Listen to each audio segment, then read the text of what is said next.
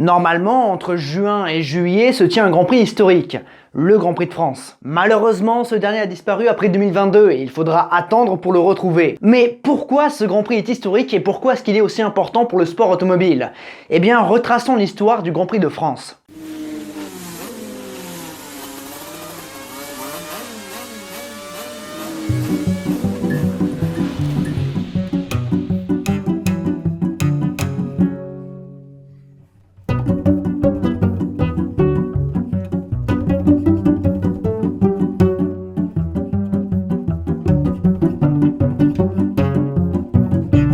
La France, c'est le berceau du sport automobile. La première course de l'histoire s'est tenue dans l'Hexagone en 1894 entre Paris et Rouen. Et en 1901, le terme Grand Prix est apparu pour la première fois au Grand Prix de Pau. Enfin, pour la première fois pour un événement automobile.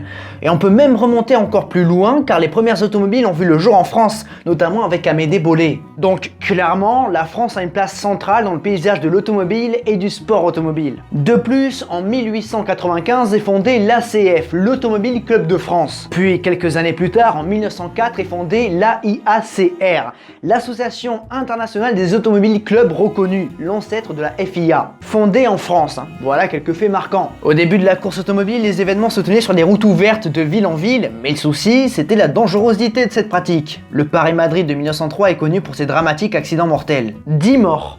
Dès lors, les organisateurs décident de faire évoluer cette pratique, ne plus faire de courses sur route ouverte, mais le faire sur des routes fermées. Et c'est un élément très important dans l'histoire du Grand Prix de France. De plus, en 1905, l'ACF décide de boycotter la Coupe Gordon Bennett, que normalement ils organisent. Pourquoi ? Eh bien à cause d'une limitation du nombre de voitures par pays, et la France estimait qu'il n'avait pas assez de chances de gagner malgré leur importance sur le marché de l'automobile. C'est ainsi que les organisateurs planchent sur un autre projet, celui d'organiser son propre Grand Prix, le Grand Prix de l'ACF.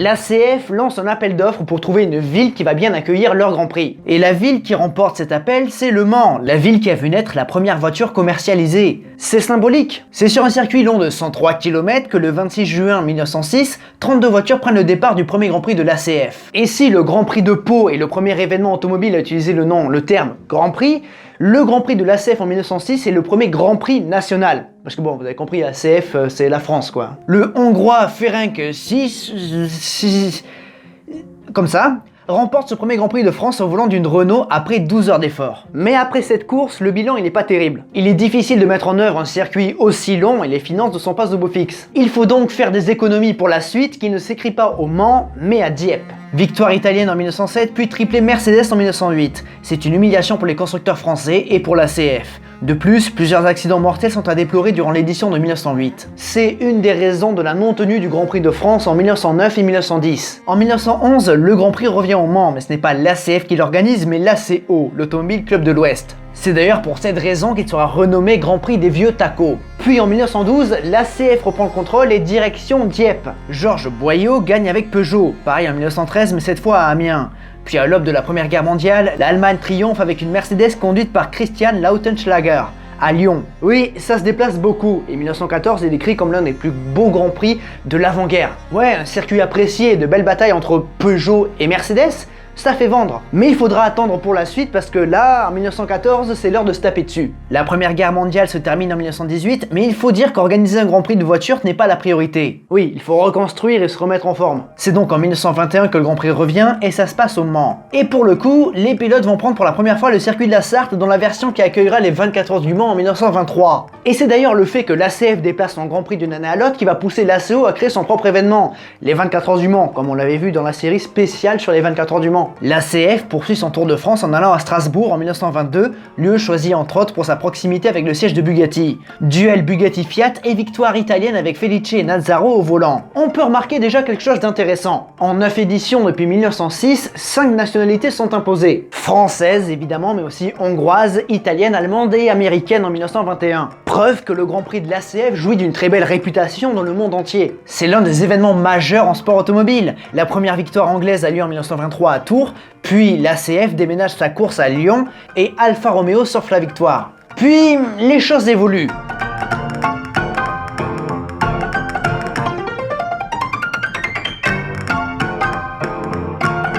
1925 est un tournant dans l'histoire du Grand Prix de l'ACF puisqu'il va se tenir pour la première fois sur un circuit fermé et dédié uniquement à la pratique du sport automobile. Un circuit permanent quoi. Et ce dernier se situe au sud de Paris, à Montlhéry.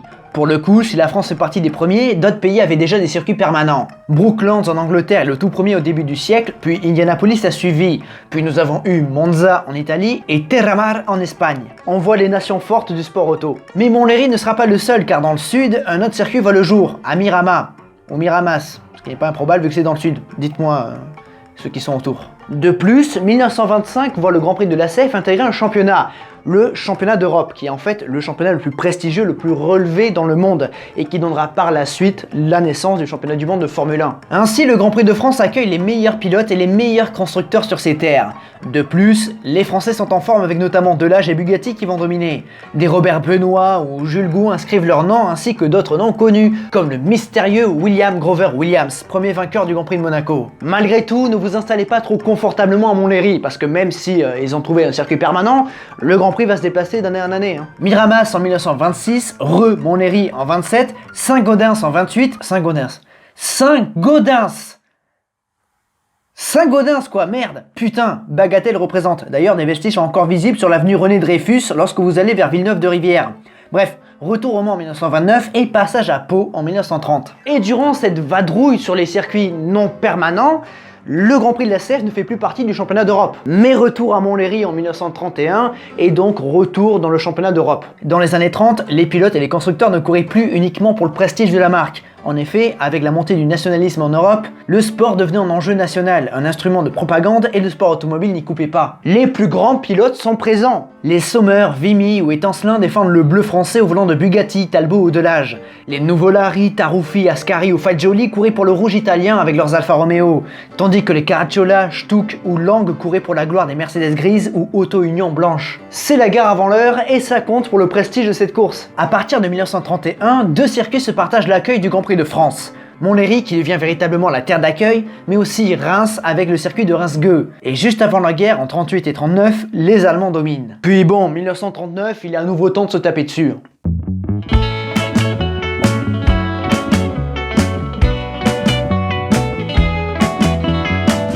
On a vu qu'après la guerre, les 24 heures du Mans ont mis du temps à se remettre en place. Pour le Grand Prix de France, ça prendra un petit peu moins de temps. Oui, bon, il faut quand même le temps de reconstruire et d'à nouveau faire gonfler le portefeuille. Dès 1947, le Grand Prix de France revient et ce dernier se tient à Paris, près de Lyon. Si Louis Chiron s'impose une 4e fois dans ce Grand Prix, on notera l'accident tuant 3 spectateurs causé par la sortie de route d'un certain Pierre Levègue. Après ce retour timide, le Grand Prix de France retourne à Reims-Gueux. Et il faut dire que l'accueil est mitigé. Si les constructeurs français sont acclamés et les Allemands sont profondément hués. Jean-Pierre Vimy s'impose avec son Alfa Romeo, puis c'est Louis Chiron qui remporte un 5e et dernier Grand Prix de France au volant de sa Talbot. Durant l'après-guerre, le sport automobile s'organise un petit peu plus. Les fameuses et prestigieuses Formule A deviennent les Formule 1. Et la CSI, la Commission sportive internationale qui dépend de la FIA, qui est l'organisme sportif de la FIA, a de grandes ambitions, celle de créer un championnat du monde. Chose faite en 1950 où le championnat du monde de Formule 1 voit le jour. 7 courses sont au calendrier avec le Grand Prix de Grande-Bretagne à Silverstone, le Grand Prix de Monaco à Monaco, d'ailleurs devenu au fil des années plus prestigieux que le Grand Prix de France, les 500 miles d'Indianapolis, le Grand Prix de Suisse à Bremgarten, le Grand Prix de Belgique à Spa-Francorchamps, le Grand Prix d'Italie à Monza et évidemment le Grand Prix de France à Reims. Au vu de son histoire, sa place est totalement méritée. Et pour couronner le tout, un nom prestigieux s'impose, Juan Manuel Fangio. Et quelque chose de spécial a lieu durant la cérémonie d'après-course. Reims se trouve dans la région Champagne-Ardenne. Champagne, voilà un bel indice. Ainsi, après la course, Paul Chandon-Mouet et Frédéric Chandon de Braille, les deux hommes à la tête de la maison Mouet et Chandon, producteurs de champagne, remettent une bouteille au vainqueur. Et la tradition va vite se répandre puisqu'elle est répétée sur les autres grands prix. Et pour le moment, pas de douche au champagne. Non, on se contente de boire à la bouteille. Ce qui est très bien en soi. En 1951, le Grand Prix de France marque l'histoire. Fagioli et Fangio se partagent une Alfa Romeo pour s'imposer au terme de 601 km de course, soit la plus longue distance pour un Grand Prix de championnat du monde de Formule 1 hors Indy 500. Chose importante qu'on peut relever, c'est que le Grand Prix de l'ACF a posé un petit peu ses valises dans la Marne, à Reims. Donc un petit peu de stabilité, ça fait plaisir. C'est pour ça que l'ACF déménage son Grand Prix à Rouen pour 1952. Nouveau circuit avec pas mal de vallons à très haute vitesse. Cette course est dominée par Ferrari qui réalise un triplé mené par Alberto Ascari devant Farina et Taruffi. C'était bien Rouen? Ouais, ça vous a plu? Bon, on retourne à Reims. Le Grand Prix de France est un rendez-vous immanquable du calendrier et l'édition de 1953 sur un circuit de Reims légèrement modifié voit Hawthorne et Fangio se livrer une magnifique bataille. Celle-ci est remportée par l'Anglais au nœud papillon, sa première victoire en F1. Et l'histoire continue de s'écrire en 1954 avec l'arrivée de Mercedes en F1. Les W196S sont pilotés par Hans Hermann, Karl Kling et Juan Manuel Fangio. Pour leur première course, les voitures d'Alfred Neubauer dominent et réalisent le doublé avec Fangio et Kling. Victoire historique mais pas vraiment populaire. Seulement 9 ans après la guerre, les tensions sont encore vives. Et du coup, les vainqueurs sont hués. De plus, c'est une Mercedes qui causera indirectement l'annulation du Grand Prix de France en 1955. On parle évidemment de l'accident de Pierre Levègue au 24 heures du Mans 55 tuant 82 personnes. Cet événement tragique conduit plusieurs nations et organisations à prendre des mesures. L'AAA cesse d'organiser les 500 miles d'Indianapolis. La Suisse bannit toute course automobile de son territoire, de même que la France et l'Allemagne. C'est clairement une période noire pour le sport automobile. Clairement, il y a eu un avant et un après Le Mans 55.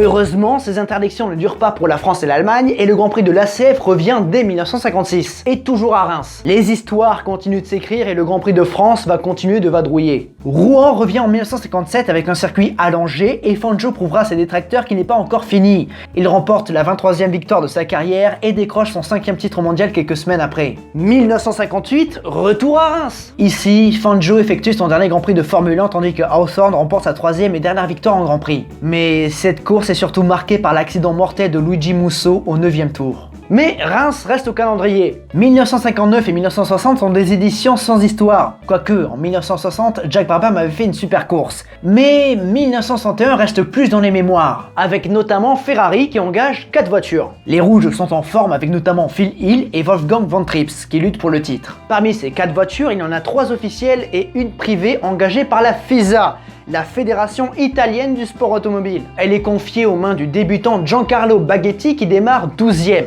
mais pour être honnête, on n'y fait pas trop attention. Surtout que devant, les 3 officiels font le spectacle. Mais petit à petit, les rouges officiels craquent. Von Trips abandonne, rejoint quelques tours plus tard par Richie Ginter. Phil Hill est lui victime de problèmes qui le ralentissent. Se retrouvent alors pour jouer la tête 2 hommes. La Porsche de Dan Gurney contre la Ferrari de Giancarlo Baghetti qui est remontée petit à petit. La fin de course est épique et les 2 hommes se passent et redépassent. Mais la victoire tombe entre les mains de Baghetti qui s'impose pour 1/10 d'avance. Une victoire pour sa première course en F1. Sa seule victoire en F1. Quant à Gurney, il offre le premier podium à Porsche en F1. Et l'année suivante, cette fois-ci à Rouen, Gurney décroche sa première victoire et offre également la seule victoire de Porsche en F1. Mais retour à Reims en 63 pour une course sans histoire avant de revenir à Rouen en 64. Alors, on a l'habitude de voir le Grand Prix de l'ACF bouger, mais là ça va être intense. Car oui, en 1965, nouvelle venue pour le Grand Prix de l'ACF, direction Charade dans le Puy-de-Dôme. Surnommé le Nürburgring français, ce circuit à flanc de montagne parsemé de roches volcaniques offre un challenge très intéressant aux pilotes malgré sa dangerosité. Et pour cette première venue, nous avons droit à un top 5 étoiles. Jim Clark, Jackie Stewart et John Surtees pour le top 3, suivi de Denny Hulme et Graham Hill. Circuit de pilote. Mais à plus Charade et retour à Reims une toute dernière fois. Jack Brabham remporte la 16e et dernière édition du Grand Prix de l'ACF tenu à Reims. Ce circuit mythique est délaissé par la Formule 1 dont les standards de sécurité ne cessent d'augmenter. Démodé mais conservé comme un monument historique du sport auto, une association se réunit régulièrement pour entretenir ce lieu. Le Grand Prix de l'ACF revient à son premier amour, Le Mans. En effet, l'ACO a bâti le circuit Bugatti, un tracé permanent de presque 4,5 km. Les organisateurs sont optimistes, mais il s'avère que c'est un véritable bide. Seules 15 voitures au départ et une édition morose boudée par les spectateurs. Et ouais, depuis 1923, Le Mans s'est construit une réputation de temple de l'endurance et greffer la Formule 1 n'attire pas spécialement. Surtout que l'édition 67 des 24 heures du Mans était l'une des plus belles de l'histoire. Jack Brabham s'impose sur le circuit Bugatti, mais l'expérience ne sera pas renouvelée.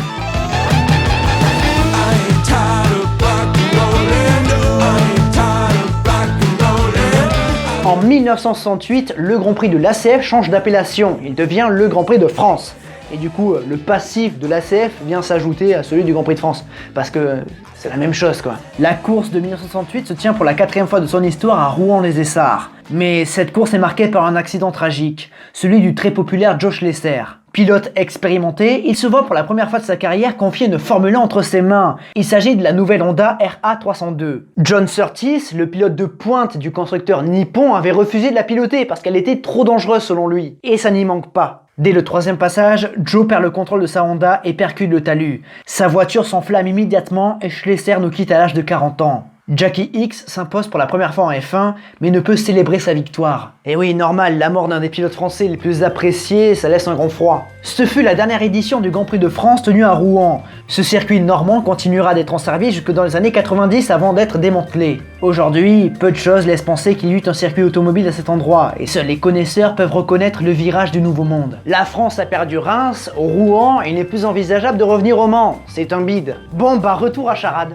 Si le challenge technique est appréciable, la dangerosité de cette piste interroge. Stewart s'impose en 69 et en 70, c'est Jochen Rindt qui prend le trophée du vainqueur. En 72, pour la 4e fois de son histoire, la F1 fait escale à Charade, mais son avenir est sérieusement menacé. Le combat pour la sécurité en sport automobile est plus intense que jamais, et pour les pilotes, il n'est pas possible de cautionner un circuit comme Charade. Et l'accident de Helmut Marko au 9e tour de l'édition de 72 ne fait que confirmer cette thèse. Frappé par une roche volcanique qui traverse sa visière, Marko perd son œil gauche et doit mettre un terme à sa carrière. C'était la dernière venue de la F1 à Charade. Et il faut dire que le contraste est saisissant entre le circuit auvergnat et celui de la nouvelle venue du Grand Prix de France.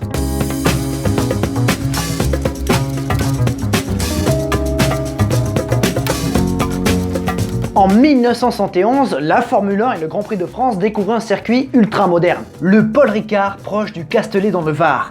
Conçu par Paul Ricard, avec les conseils de quelques pilotes français de renom comme Henri Pescarolo, Jean-Pierre Beltoise ou Jean-Pierre Jabouille, ce circuit s'avère être un précurseur. D'une part pour sa sécurité avec de grandes zones de dégagement et d'autre part pour ses infrastructures, de grands garages, de grandes salles, bref, c'est le grand luxe. Le Paul Ricard, un pionnier. De plus, le tracé offre un challenge intéressant avec sa longue ligne droite du Mistral qui débouche sur une courbe à droite très rapide du nom de Cygne. Le Bossé est également un endroit très tendu où les pilotes peuvent faire la différence. Si Pedro Rodriguez vit prématurément son dernier Grand Prix de Formule 1, Jackie Stewart devient le premier pilote à remporter le Grand Prix de France au Paul Ricard. Tyrrell peut avoir le sourire car deuxième, on retrouve l'autre pilote de la marque, le français François Sever qui décroche son premier podium. Et après Charade en 72, le Grand Prix revient au Castellet. Cette fois-ci, c'est Ronnie Peterson qui décroche sa première victoire en F1, tout comme Reutemann qui prend son premier podium. Mais pensez-vous que d'avoir un circuit ultra moderne où tout le monde unanimement est content d'aller sur ce circuit permettra au Grand Prix de France de ne plus bouger?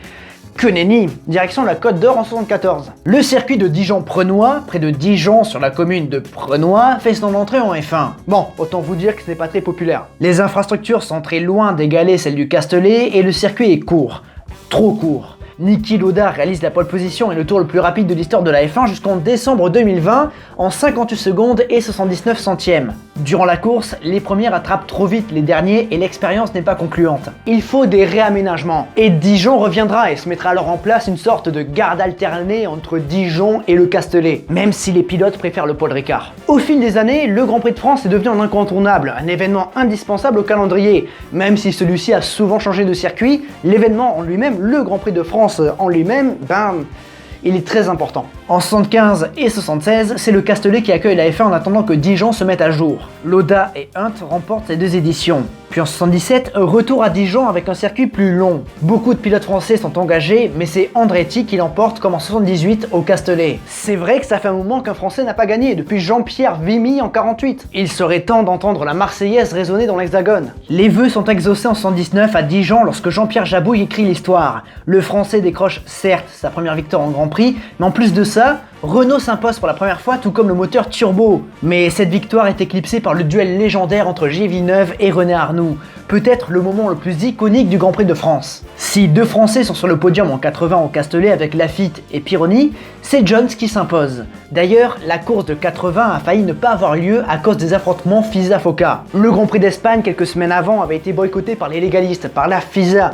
Du coup, il n'a pas compté pour le championnat du monde, c'était le Grand Prix hors championnat. Et pour la France, c'était chaud, mais c'est passé. S'il a fallu attendre 31 ans pour voir un Français s'imposer à domicile, Prost nous fait patienter que 2 ans car en 81, à Dijon, il remporte sa première victoire en F1. La fin des années 70 et le début des années 80, c'est l'âge d'or pour le sport auto français, et on n'en a pas fini. En 1982, c'est tout simplement un quadruplé français au Paul Ricard. René Arnoux n'obéit pas aux consignes d'équipe et s'impose devant Alain Prost. Après bon, on peut comprendre Arnoux, il est chez lui à domicile et se fait un peu maltraiter par Prost. depuis le début de l'année, donc bon, qui tente sa chance, qui joue sa carte, c'est normal.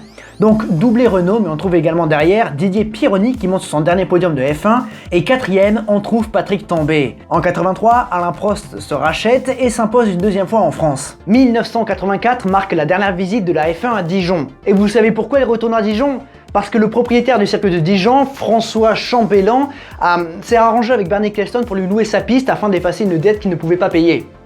En gros. Bon, Niki Lauda remporte la dernière venue de la F1 à Dijon et dorénavant, le Grand Prix de France s'établit exclusivement au Paul Ricard. Mais Ecclestone demande toujours plus d'argent et le Paul Ricard est un petit peu dans des soucis financiers. Mais les patrons du circuit Paul Ricard investissent malgré tout. Ils remodernisent le tracé en misant sur un succès populaire. Et avec Alain Prost dans la lutte pour le titre, ça peut le faire. En 86, le Paul Ricard doit raccourcir son tracé à cause de la mort d'Elio De Angelis lors d'essais privés plus tôt dans l'année. Circuit passant de 5,8 km à 3,8 km. Après Piquet, c'est Mansell qui s'impose. Le moustachu enlève également l'édition de 87 et le public français espère une réaction de Prost. En 1988, les McLaren dominent et Alain Prost parvient à battre Senna pour remporter sa troisième victoire à domicile, puis sa quatrième en 89, mais cette édition est marquée par deux choses.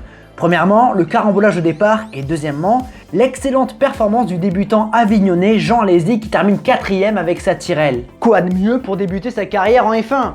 Gagner son premier Grand Prix comme Giancarlo Baghetti. Oui, c'est vrai. Bref, 1990, c'est la dernière année de la F1 au Castellet, à cause d'un jeu politique qui a le mérite d'énerver pas mal Paul Ricard, entre autres. Car oui, en 1991, ce sera à Manicourt dans la Nièvre. Le président François Mitterrand est proche de la Nièvre et a d'ailleurs aidé à la construction du circuit de Manicourt 30 ans en arrière. De plus, un certain Guy Ligier est un ami proche du président de la République. Guy était le chauffeur de Mitterrand et Ligier a ses infrastructures à Manicourt. Le petit tracé nivernais a été sacrément réadapté pour accueillir une compétition mondiale, le tout aux frais du contribuable.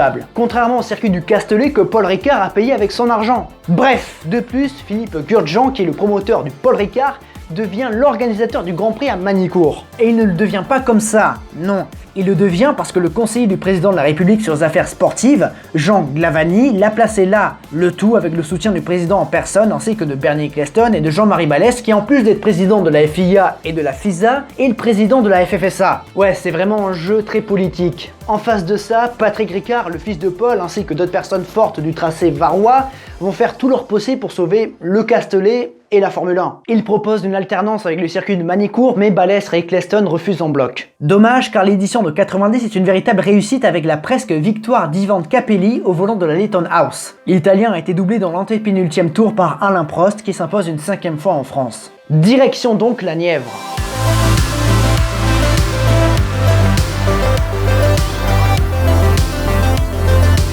La Formule 1 s'apprête à découvrir un circuit perdu dans la campagne française. Pas d'autoroute à proximité, mais une belle nationale. Ça fait déjà débat. Le tracé est cependant intéressant d'un point de vue pilotage avec sa terrible courbe d'Estoril ou ses chicanes du Nürburgring et d'Imola. Le freinage du 180 degrés est délicat et Adélaïde offre une belle possibilité de dépassement. Alain Prost ne peut conserver son titre et c'est Mansell qui remporte le premier Grand Prix de France à Manicourt. En 92, Schumacher harponne Senna au départ et une explication tendue à la fin de la course fera le tour du monde. De plus, cette édition de 1992 a été marquée par d'importantes grèves des chauffeurs de transport, de chauffeurs de camions, ainsi que quelques manifestations sur la loi E20, ce qui a menacé la tenue du Grand Prix et a fait grincer beaucoup de dents. C'est plus calme en 93 où Alain Prost remporte une 6e et dernière fois son Grand Prix national. Il prend ainsi le record de victoire en France, record qui était détenu jusqu'alors par Louis Chiron. Manicourt s'installe durablement en Formule 1 et quelques anecdotes et faits marquants peuvent être soulignés. Comme le retour de Mansell en 94 pour épauler Damon Hill, le quadruplé de moteur Renault en 96, Hill, Villeneuve, Alesi et Berger.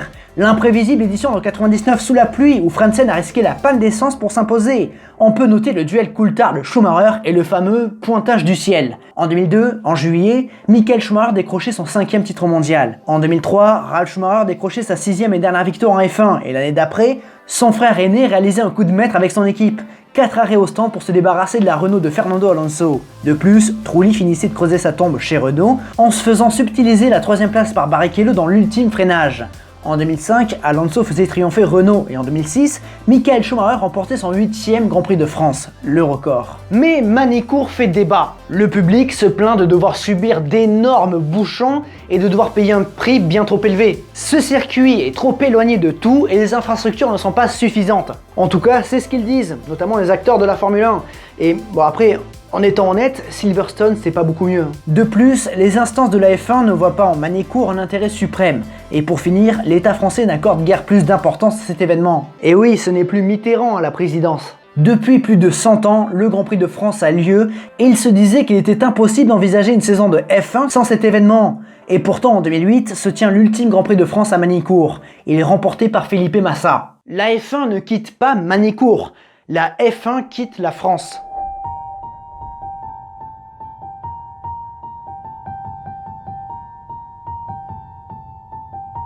Il aura fallu se battre et attendre longtemps pour que la France retrouve sa place au calendrier. Et après des projets plus ou moins farfelus comme celui d'un Grand Prix à Disneyland, le comité chargé du retour du Grand Prix de France peut célébrer le 5 décembre 2016 lorsque celui-ci est annoncé pour son retour en 2018. Le tout au Paul Ricard. Enfin, la France doit être au calendrier. Mais il faut croire que 10 ans d'absence pour la France et 28 pour le Castellet a rouillé les organisateurs, débouchant interminables et une organisation perfectible pour cet événement. Et ça ne joue pas en sa faveur. Sur la piste, les Français s'accrochent au départ et 2 d'entre eux abandonnent. Grosjean, seul survivant, ne marque aucun point. Mais malgré tout, sur le podium, nous avons le drapeau français. Bleu, blanc, rouge. Le contrat qui lie la F1 au Paul Ricard dure 5 ans. Ainsi, en 2019, la France reste. Les organisateurs ont alors fait des efforts pour fluidifier le trafic et proposer une meilleure expérience aux milliers de fans. Sur la piste, en revanche, on ne peut pas dire que le spectacle soit au rendez-vous. Après que la F1 soit partie en 90, le Paul Ricard a connu d'importants problèmes financiers. Ce tracé mythique s'est alors transformé en tracé d'essai. Ces bandes abrasives, bleues et rouges, en sont la signature.